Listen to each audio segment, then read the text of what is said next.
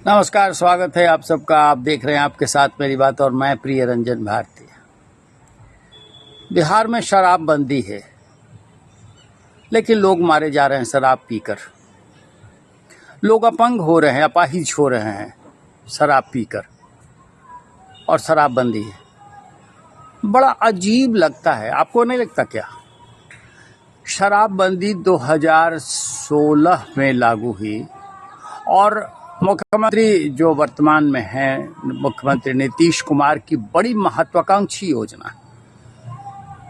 इसके ढिढोरे पीटने से जनता दल यूनाइटेड बाज नहीं आता कि शराबबंदी ने बहुत सुधार कर दिए बिहार में क्रांति हो गई। वाकई क्रांति हुई है। यही क्रांति हो रही है कि लोग जहरीली शराब से मर रहे हैं और मौतों का आंकड़ा अगर गिना जाए, देखा जाए तो 2016 से अब तक 5000 से अधिक मौतें जहरीली शराब पीने से हुई। जहरीली शराब पीने से कितने अपाहिज हुए हैं इसका आंकड़ा तो अध्ययन करने के बाद पता चलेगा, लेकिन फिर भी शराबबंदी है। अब प्रशांत किशोर जो चुनावी रणनीतिकार हैं, वो ताल ठोक रहे हैं अब बिहार में विधानसभा के चुनाव लड़ने के। उन्होंने जब अपनी पार्टी जनसुराज की घोषणा की तो उसके साथ साथ ये भी कह दिया कि शराबबंदी बंद कर देनी चाहिए और शराबबंदी लागू करनी है तो एक दिन में वो लागू कर देंगे। इस पर बड़ी तिलमिलाहट हुई, खास करके जनता दल यूनाइटेड के नेताओं में बड़ी तिलमिलाहट हुई। बेचैन हो गए, प्रतिकार कर दिया। प्रशांत किशोर के वक्तव्य पर पलटवार इस कदर किया जैसे कि बिहार में शराबबंदी से बिल्कुल वाकई दुनिया भर में क्रांति हो गई हो। लेकिन ये शराबबंदी का अगर असली आंकड़ा देखा जाए, वास्तविकता देखी जाए, तो शराबबंदी सिर्फ प्रशासनिक महकमे के अधिकारियों की चांदी काटने के लिए और पुलिस अधिकारियों की पौ बारह के लिए है। पुलिस की छत्रछाया में और प्रशासनिक अधिकारियों की देखरेख में शराबबंदी के रहते हुए जो शराब की तिजारत हो रही है, जो शराब की खेपें शराब पीने वालों तक पहुंचाई जा रही है, वो अजीबोगरीब है। शराब कहाँ नहीं मिल रही है।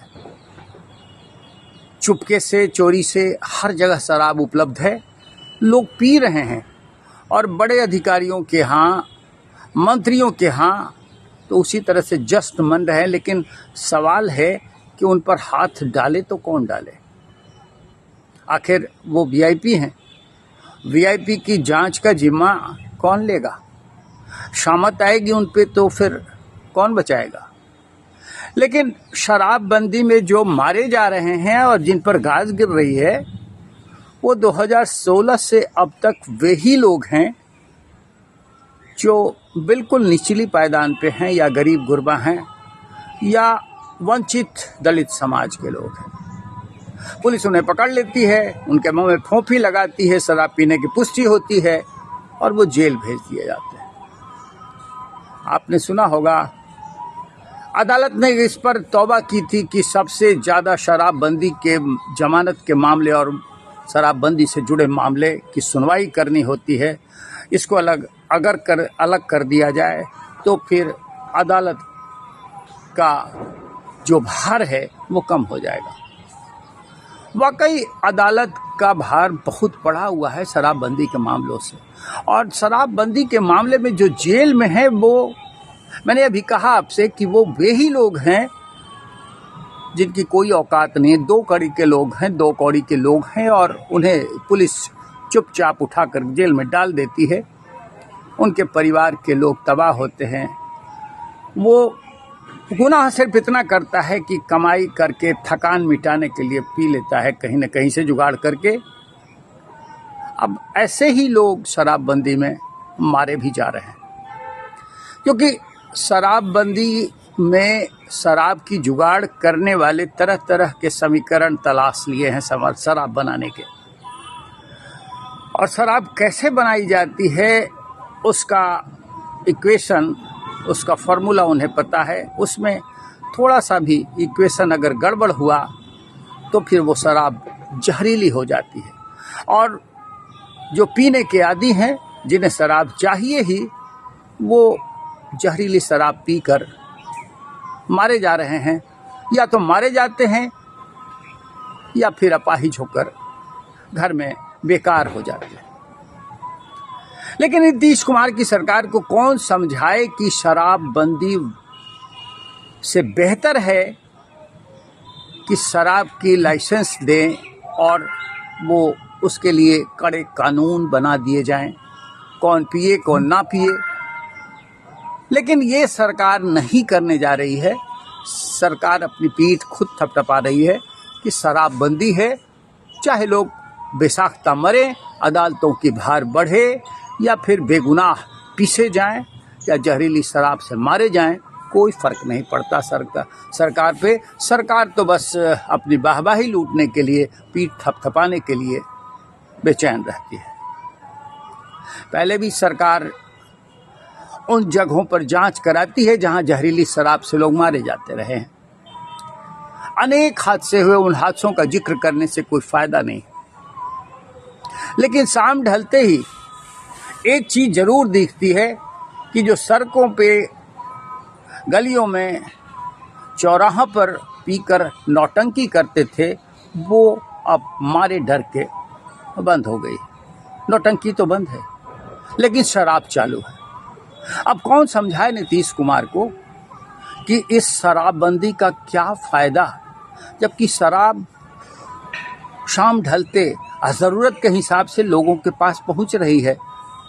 शराब के साथ साथ क्या क्या पहुंच रहा है, इसका ये माध्यम नहीं है कि आपके पास हम पहुंचाएं, लेकिन शराब तो पहुंच रही है।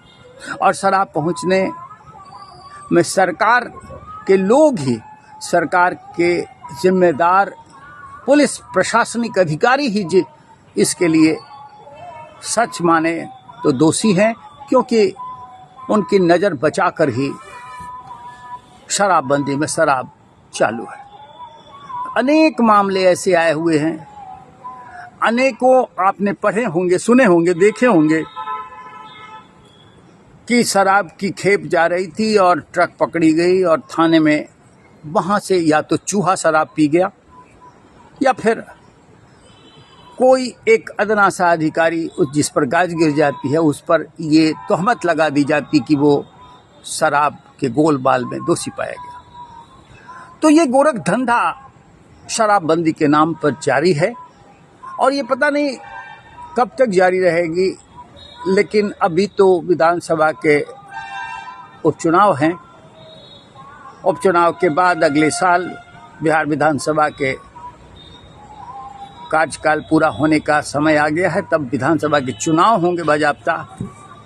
अब इस समीकरणों को साधने का वक्त है, इसलिए शराबबंदी की दुहाई तो खूब दी जाएगी, नारेबाजी खूब दी जाएगी, मरने वाले मरते रहें, कोई फ़र्क नहीं पड़ता। फिर एक जांच कमेटी बनी है, जांच होगी, दोषी बख्शे नहीं जाएंगे, इस तरह के जुमले पढ़े जा रहे हैं। और फिर वही होगा कि किसी को फुर्सत नहीं होगी कि फला कांड में इतने लोग मारे गए थे। जो छपरा सिवान में आधिकारिक रूप से जहां 25-30 लोग मारे गए हैं, कई अपाहिज हुए हैं, उस मामले की सुधि लेने की किसी को फुर्सत नहीं होगी। मारे गए, मर गए, उनके परिवार पर दुख का पहाड़ टूट पड़ा, वो झेलें। लेकिन शराबबंदी तो है और सरकार पीठ तो थपथपाएगी और थपथपा कर वोट तो बटोरेगी। यही कहानी है। सरकार को सीखना चाहिए, जहां शराबबंदी नहीं है वहां भी कैसे शराब पर अंकुश लगी है और पीने वालों को डर लगता है, लेकिन वो सरकार पीठ नहीं थपथपाती। अब इस शराबबंदी पर आपकी भी प्रतिक्रियाएं हमारे पास पहुंचनी चाहिए। आपने देखा, सुना, समझा, क्या लगा आपको? आपका स्वागत है। और साथ साथ ये भी निवेदन करूँगा कि अब तक अगर हमारे काफ़िले से नहीं जुड़ पाए हैं तो अपनी भागीदारी निभा दीजिए। सब्सक्राइब करिए हमारे चैनल आपके साथ मेरी बात को और देखते रहिए। फिर मिलते हैं। नमस्कार।